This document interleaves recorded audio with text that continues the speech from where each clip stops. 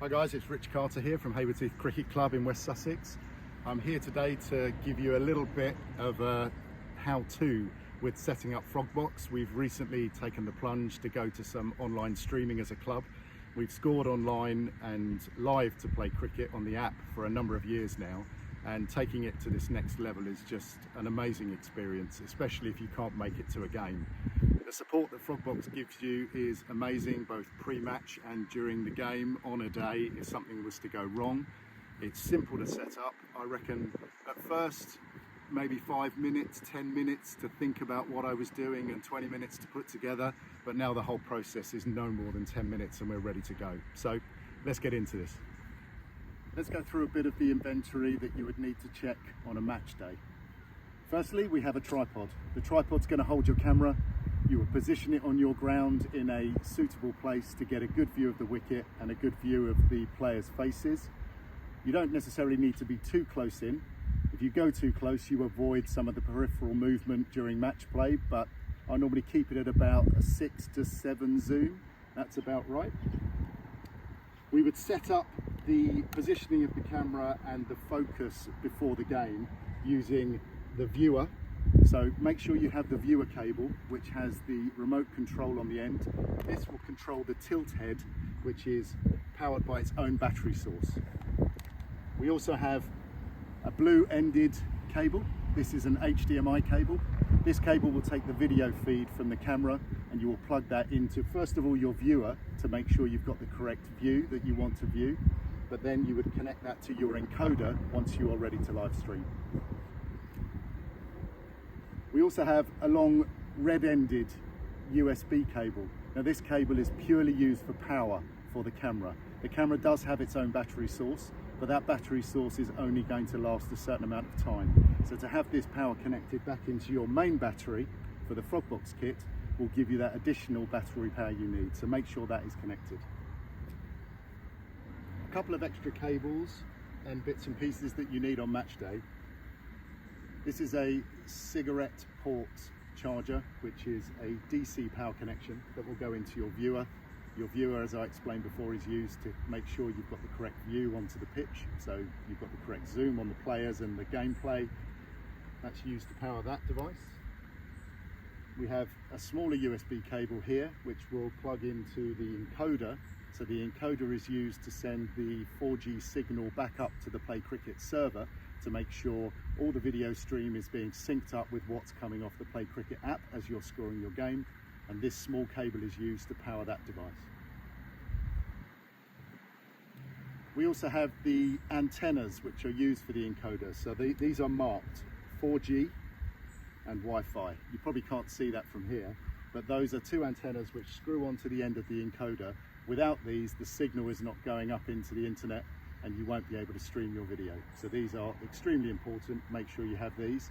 When you connect these very carefully, because there are small bits of copper that go into the end of these cables. If you break these, the signal won't be correctly sent. So just make sure you look after these, important bit of kit. And now we come to what's in the box. The Frogbox battery pack. This battery pack is huge. It will last all day. It needs to be charged after every game, so make sure it's fully charged before you bring it out on a Saturday. But this should be enough to power every single device that you will use today. We have the encoder. The encoder is what contains your 4G SIM card.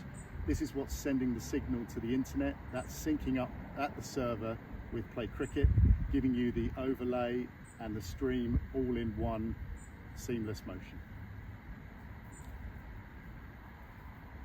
Then you have the camera. The camera itself is just an HD video camera. Nothing special about this. You probably could replace it and get a better quality one if you wish. This has got its own power supply, but we would recommend using the red-ended USB power cable just to make sure this is topped up and doesn't run out during the day. We have the tilt head. The tilt head is what your camera sits on. This is what the remote control here would control once it's up in the air. If your vision is blown by the wind and you're looking at something that you don't wish to be looking at, you can come and rectify that with this remote control, even when it's up in the air using this tilt head. It's an automated system that this cable controls. And finally, when you're setting up, you've got your viewer screen. Your viewer screen here is connected initially with the HDMI cable, the blue-ended cable. But once you've got this up in the air and all the pictures in the right view, we would then swap the HDMI cable to your encoder to send that signal to the internet.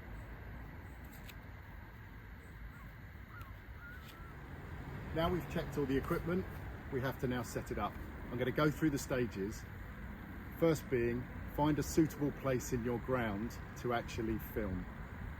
My recommendation, keep it under a little bit of cover.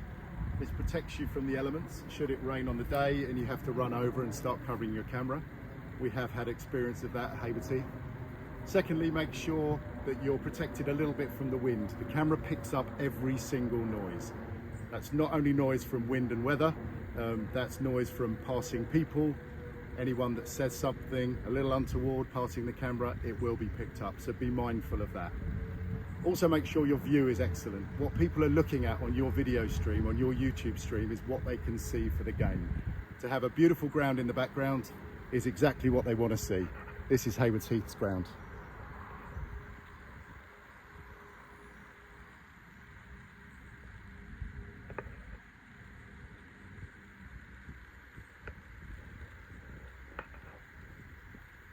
So as you can see, I normally position it somewhere here, pointing back at the clubhouse.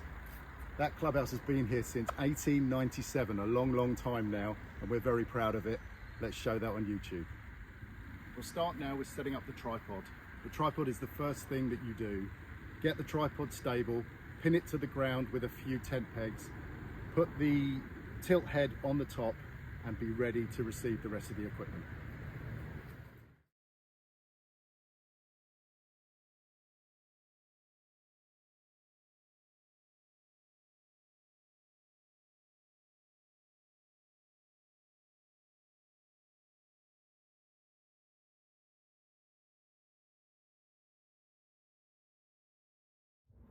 The next stage is very clear. You need to attach the camera to the tilt head. You need to connect the cable to the tilt head. When it's up in the air, the remote control is able to control left, right, up and down.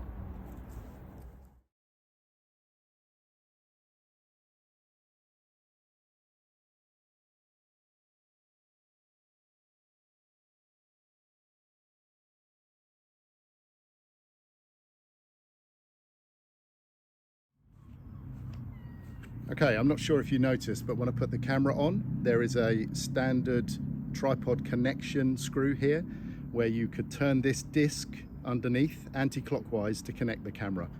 Make sure the cables are free. We have HDMI cable. This will go into the camera and connect eventually down this other cable on the other side to the blue HDMI cable, the long one I showed you earlier. This one here is power. This is power to the battery. This is USB and connects into the red USB cable, which I also showed you earlier. Once the camera's on top, you can open the viewfinder. Typically this will turn on your camera and you connect your HDMI cable, the small HDMI cable, into the side of the camera as shown, leaving that free. I then position the camera pointing at the target and make sure my zoom is at the correct distance. I open the shutter. Once I've opened the shutter, I now get a view through the viewfinder, which you may be able to see there. And we are nearly ready to connect the viewer and put the camera up in the air. We're now at the final stages of connections. We need to connect the red power cable, which is USB, to the camera. We need to connect the blue HDMI cable to the camera, which takes the video feed. And both of these will go into either the viewer or the battery pack so we can actually see our view. The battery pack will need to be plugged in to a power source as well to charge, but I will show you all those bits in a second. We will do this in fast motion and then we'll get onto the internet.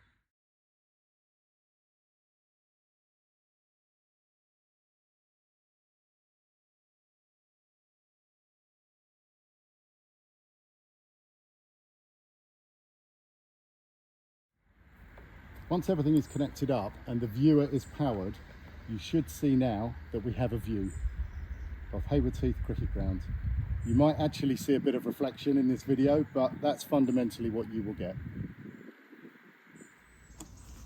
As you can see on the view, I can now adjust the zoom of the camera in and out, and then once I have my correct zoom, I can move it left and right with this remote control, up and down again.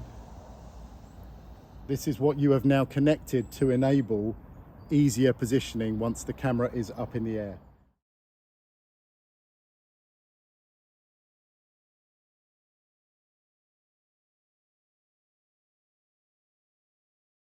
By putting it up in the air, you get a better perspective from height, and you can also see a beautiful view of the ground and the wicket that is your target viewing image. Right, that's the physical setup done. Well, the majority of it anyway. We now need to connect you to the internet. The internet is what is going to allow you to stream to YouTube, and that is all done from your encoder. Your encoder has two antennas, which, as I explained before, be very careful when you connect these, 4G to 4G, Wi-Fi to Wi-Fi. Your encoder will also be powered by the small USB cable, and there is also a port which is HDMI. Now you need to remove the HDMI cable from the viewer. The viewer is no longer used unless you need to readjust your view. That cable then takes the stream from the camera into the encoder now. So the encoder is now receiving that digital signal, not the viewer. The viewer is now redundant. Once it's powered, you can switch it on by holding the red button on the side of the encoder. When it's searching for a signal, you should see the battery light activate.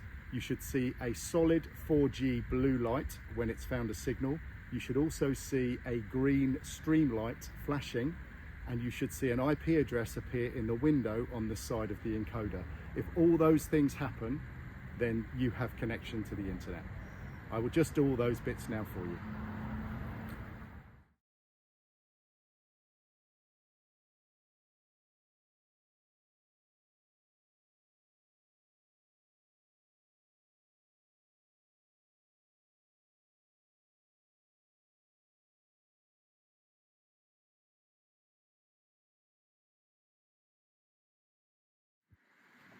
Well, if you hadn't already worked it out, I really like the Frogbox product. I've put their details in the comments below. If you would like to take a look yourself or do your own research, there are alternatives, but Frogbox was the one for us. If you like this video, please sling us a like and a subscribe. Let's bring this level of cricket into our living rooms, and I hope to see you as part of the Frogbox community soon.